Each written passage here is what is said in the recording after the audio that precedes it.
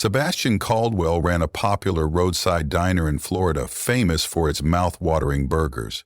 But his secret ingredient wasn't just in the seasoning. Seb had spent a decade turning human flesh into gourmet meals.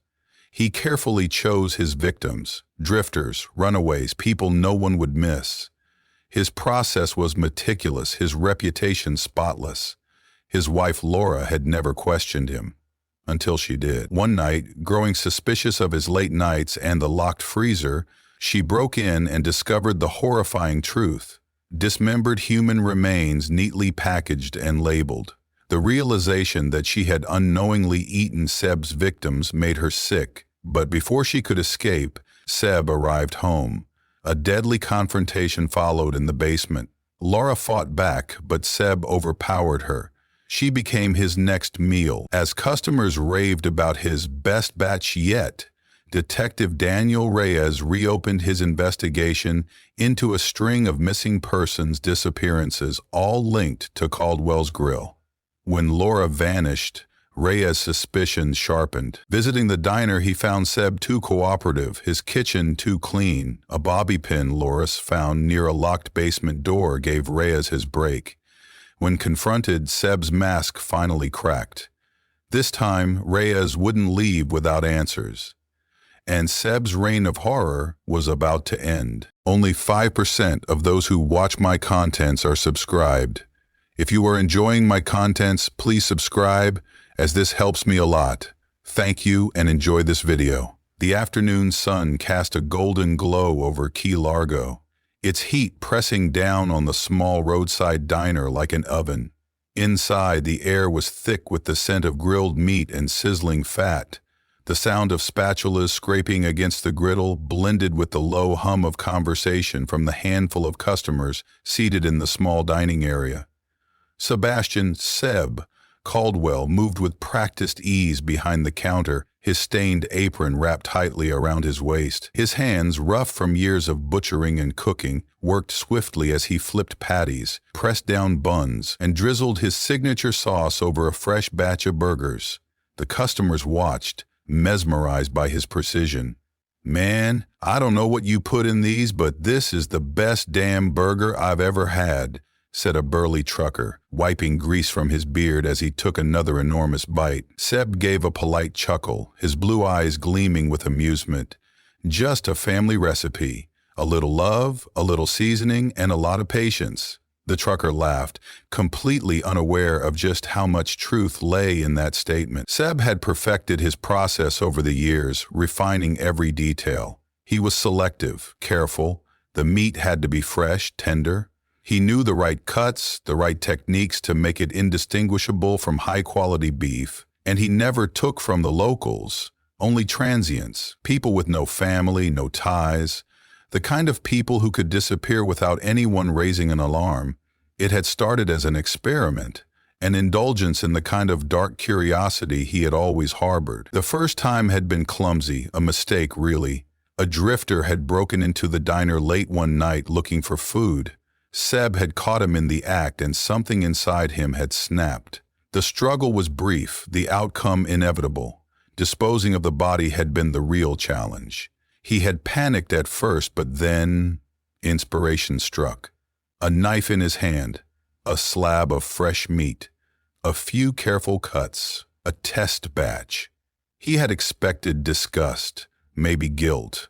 Instead, he had felt something else entirely, a sense of control, power. And when he had served that first meal the next day, hearing customers rave about the taste, he had known. This was his calling. The air inside the Caldwell house was thick with humidity, the Florida heat refusing to dissipate even as the evening set in. Laura stood by the kitchen sink, staring out the window at the darkened backyard. The palm trees swayed gently in the breeze, their silhouettes casting long, twisting shadows across the ground. Her hands gripped the edges of the sink. Her mind was racing.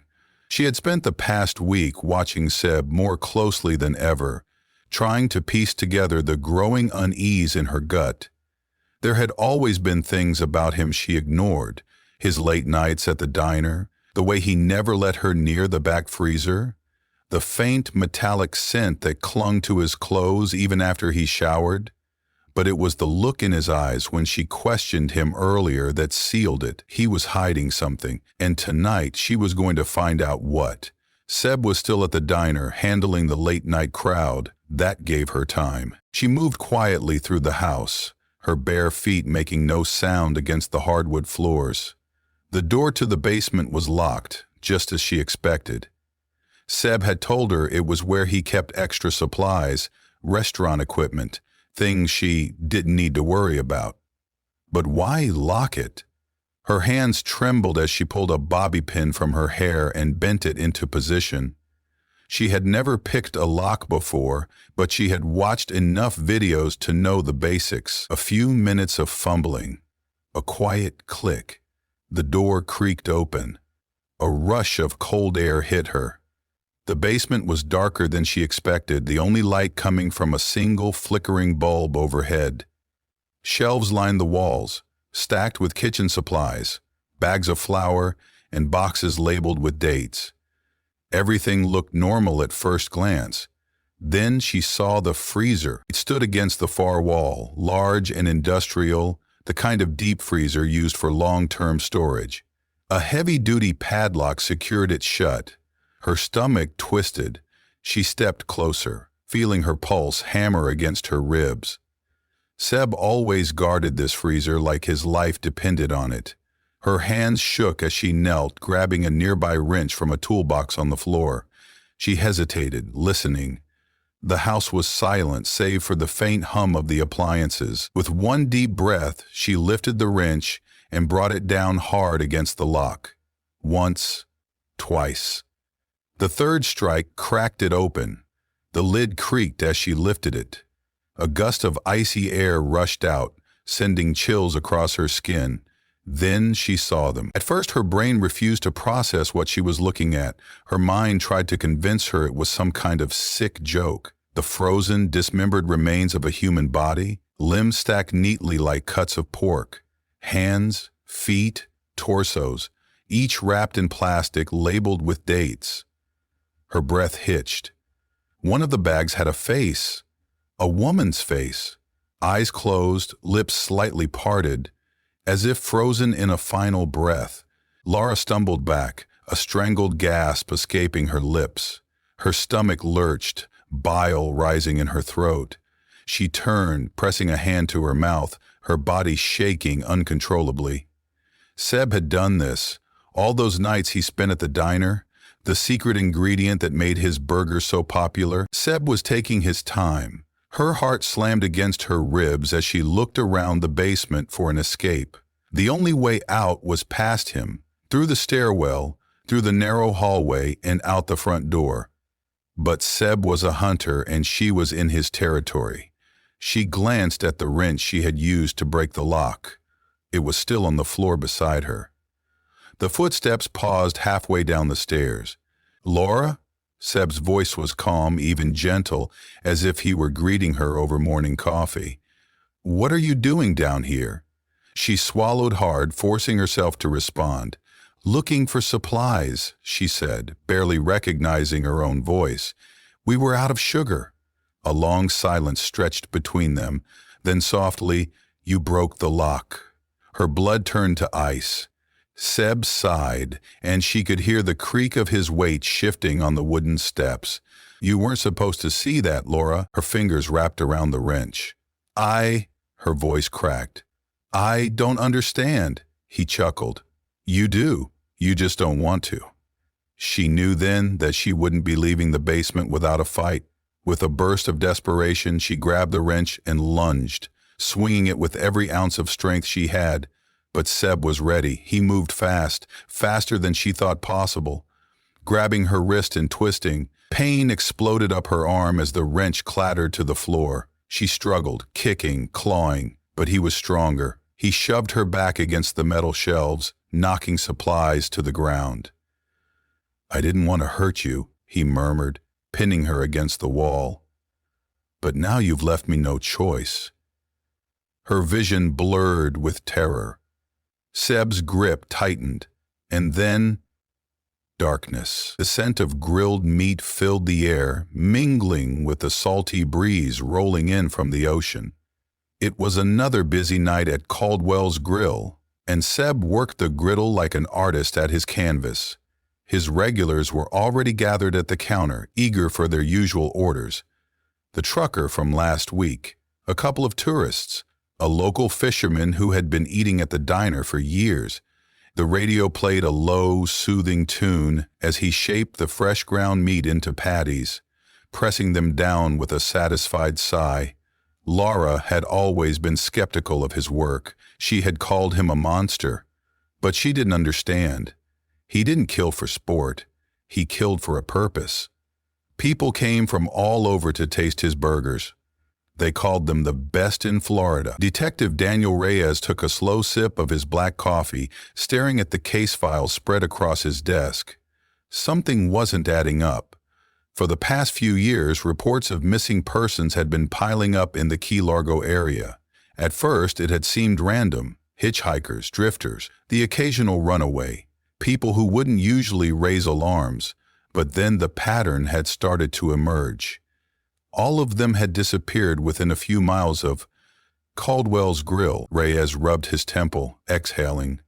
He had interviewed Sebastian Caldwell once before, months ago, after a tourist claimed to have seen something strange behind the diner. Seb had been friendly, cooperative, a little too cooperative. The guy was likable, but Reyes had been a detective long enough to recognize when someone was hiding something. And now there was a new development. Laura Caldwell, Seb's wife, was missing. She had been reported by her sister, who had received a cryptic voicemail from her the night before she vanished. In the message, Laura had sounded nervous, almost frantic. She had said she had discovered something. Something about Seb. Then the call had abruptly cut off.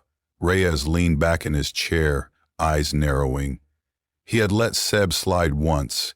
He wouldn't make that mistake again. It was time to pay Caldwell's Grill another visit, and this time he wouldn't leave without answers. Detective Daniel Reyes pulled into the gravel parking lot of Caldwell's Grill, his tires crunching against the loose stones. The neon sign flickered against the darkening sky, casting an eerie glow over the small roadside diner. The place was busy, as usual, with customers laughing, chatting, and enjoying their meals, completely unaware of the darkness that lurked behind the kitchen doors. Reyes stepped out of his unmarked car, adjusting his leather holster beneath his jacket. He had been a cop long enough to trust his gut, and right now, it was screaming at him. Something wasn't right about Sebastian Caldwell. And Laura's disappearance? It was more than a domestic dispute or a runaway wife. He had seen cases like this before, where the missing person was never really missing, just conveniently disposed of. The thought sent a chill down his spine. Reyes took a deep breath, straightened his posture, and walked through the glass door. The scent of sizzling meat hit him instantly, rich and mouth-watering. His stomach twisted as he thought about what might actually be on the grill. Seb stood behind the counter, flipping burgers with practiced ease. When he noticed Reyes, his expression didn't change. No surprise, no nervousness, just a slow, easy smile. "Detective Reyes," Seb greeted, wiping his hands on a rag. "Back for a burger? I hear they're the best in town." Reyes met his gaze, searching for cracks in the facade. "I'm here on business," Seb nodded, leaning casually against the counter. "Figured as much. I need to ask you a few questions about Laura." For the first time, Seb's jaw tensed, just barely, but Reyes caught it. "Of course," Seb said smoothly, "but I already spoke with the officers that came by, told them Laura left, walked right out that door, said she needed time to clear her head." "And she didn't take her car?" Reyes asked, folding his arms. Seb sighed, shaking his head. "I know, it sounds strange, but Laura, she wasn't herself. She was upset, restless. I figured she just needed some space." Reyes nodded slowly. "You didn't report her missing?" "I didn't think I needed to. She's an adult detective." Reyes let the silence stretch. He had interrogated enough people in his career to know that the ones who were truly innocent never felt the need to over-explain themselves. Seb was talking too much. Reyes glanced around the diner, taking in the clean counters, the neatly stacked plates, the customers biting into their meals with satisfaction. If Laura had truly left, where was she now? "I'd like to take a look around," Reyes said. "The house, the diner's storage, just routine." Seb's smile never wavered, but there was a flicker of something behind his eyes, a hesitation. Then he shrugged. "Sure, nothing to hide." Reyes followed him through the swinging kitchen doors, his eyes scanning every detail. The kitchen was spotless, almost too clean. Knives were lined up perfectly, the stainless steel counters gleaming under the fluorescent lights. Seb led him toward the back storage area. A large walk-in freezer hummed against the far wall. Reyes stopped in front of it. "Mind if I take a look?" Seb hesitated. It was quick. Half a second, maybe, but Reyes saw it. Seb forced another easygoing chuckle. "Be my guest." He pulled open the freezer door, revealing neatly stacked boxes of frozen meats, vacuum-sealed and labeled. Everything looked normal, but Reyes knew better. The human body was just another kind of meat, and if someone really knew what they were doing, they could make it disappear without a trace. "Everything looks good," Reyes said. Stepping back, Seb smirked. "Told you?" Reyes nodded but didn't move. "One last thing." Seb raised an eyebrow. Reyes pulled a small evidence bag from his pocket, the one containing the bobby pin found near the basement door at the Caldwell house. "This was found in your basement," Reyes said, watching Seb's reaction closely. "Care to explain?" For the first time that night, Seb's mask slipped. It was subtle, but Reyes caught it. The brief flicker of tension, the slight clench of his jaw, the moment of hesitation, the split-sec calculation, and then Seb lunged. Reyes fired. The bullet grazed Seb's shoulder, sending him stumbling back, but it wasn't enough to stop him. Seb charged, knocking the gun from Reyes' hands. They crashed into the cutting table, sending tools clattering to the floor. Seb was stronger, but Reyes had experience. He twisted, landing a solid punch to Seb's ribs. Seb grunted but didn't go down. Instead, he smiled. "That all you got?" Reyes grabbed the nearest thing, a heavy meat hook, and swung. It connected hard with Seb's temple. Seb staggered, his body swaying. Then, with a final gasp, he collapsed. Blood pooled beneath him, staining the cold concrete floor. Reyes caught his breath, chest heaving. He grabbed his cuffs, securing Seb's wrists before reaching for his radio. "This is Detective Reyes. Suspect in custody. Send backup." He turned toward the freezer. If Laura was in there, he needed to know. With shaking hands, he reached for the lock, and when he opened it, what he saw inside would haunt him for the rest of his life. The courtroom was packed. Journalists, families of the missing, former customers of Caldwell's Grill, all had come to witness the downfall of the man now known as the Butcher of Florida. Sebastian Caldwell sat at the defendant's table, dressed in a beige prison jumpsuit, his once pristine chef's apron replaced with shackles around his wrists. He looked thinner, paler, but his smirk remained as if he were still in control. Detective Reyes sat in the front row, his jaw clenched, watching as the prosecution laid out the horrors they had uncovered. Over a dozen victims had been identified through DNA analysis of the meat found in Seb's freezer. The remains of some were completely untraceable, ground beyond recognition. The revelation had sent shockwaves through the town. Former customers had flooded the police station, sick with the realization that they had unknowingly consumed human flesh. The prosecutor, a sharp-eyed woman named Dana Holloway, addressed the jury. Then came the tapes. Surveillance footage from the kitchen, late-night recordings of Seb hauling heavy bags into the freezer. One video showed him grinding the meat, whistling a tune as he worked. The jury paled. Seb yawned. When the time came for the defense, his lawyer tried to argue insanity, but there was nothing insane about how meticulous Seb had been. He had operated his restaurant for years, covering his tracks, disposing of remains with surgical precision. This wasn't madness. It was pure, calculated evil. After weeks of testimony, the jury deliberated for less than 3 hours. When they returned, the foreman stood, his face pale.